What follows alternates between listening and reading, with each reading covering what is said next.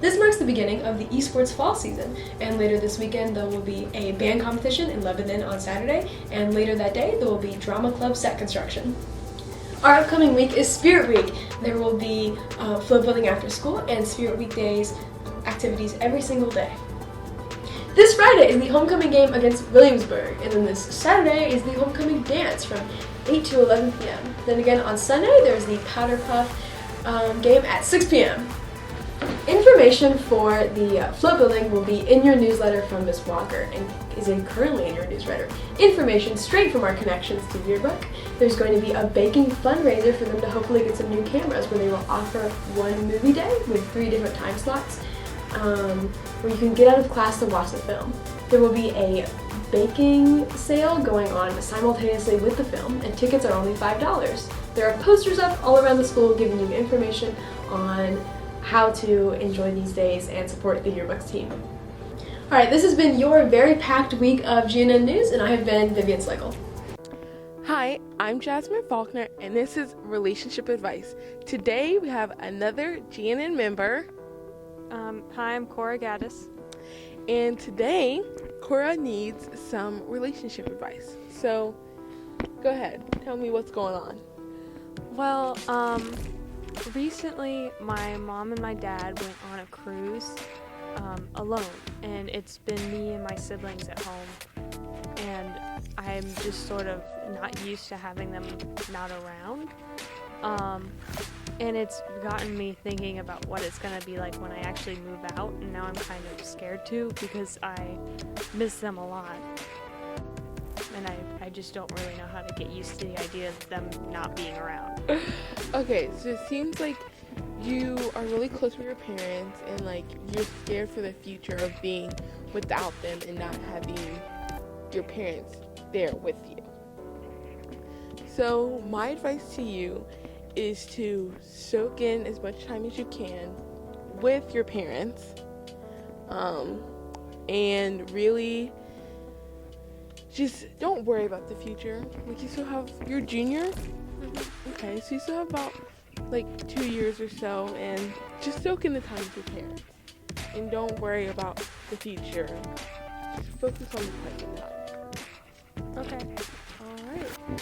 Alright, I'm Jasmine Faulkner. I'm Cora Gaddis. And this has been Relationship Family Edition.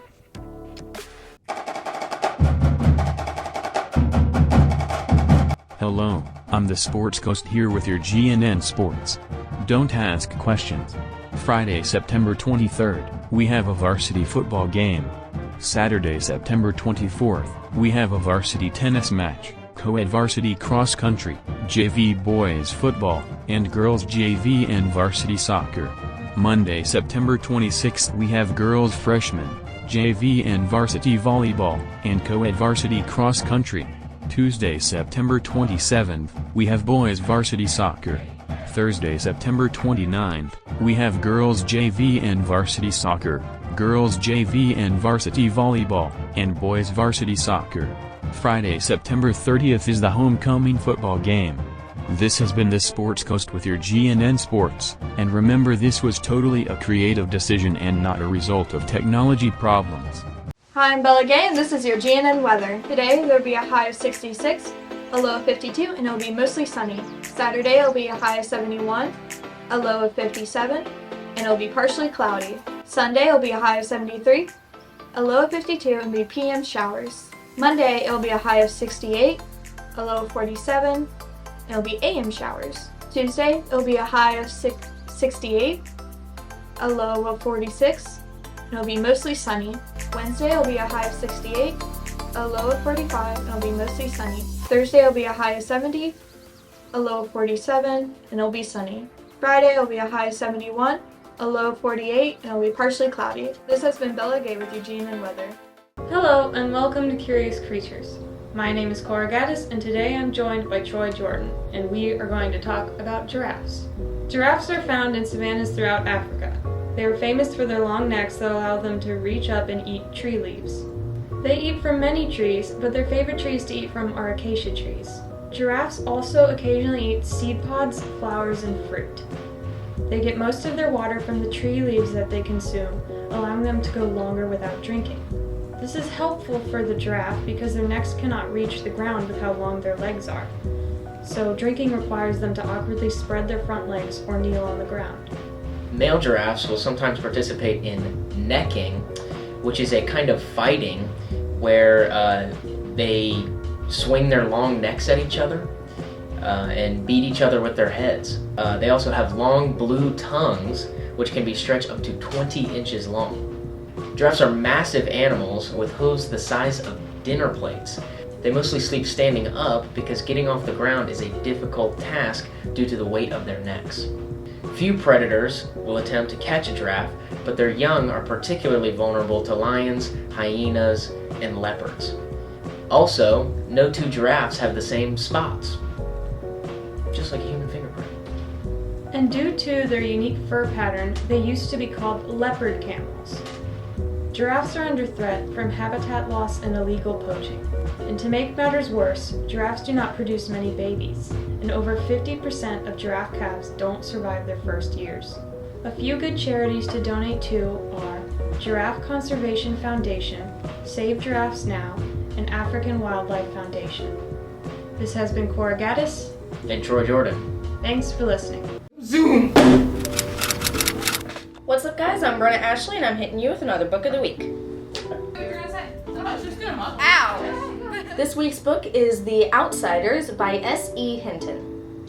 Ponyboy Curtis, his brothers Darian Sodapop, and their buddies are all considered greasers, and they're proud of it.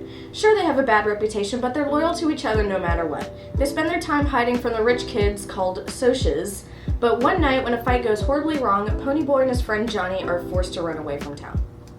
There's also a 1983 movie adaptation of the book starring Rob Lowe, Tom Cruise, Matt Dillon, and Patrick Swayze, just to name a few. Haven't seen it yet, but with a cast like that, now I have to.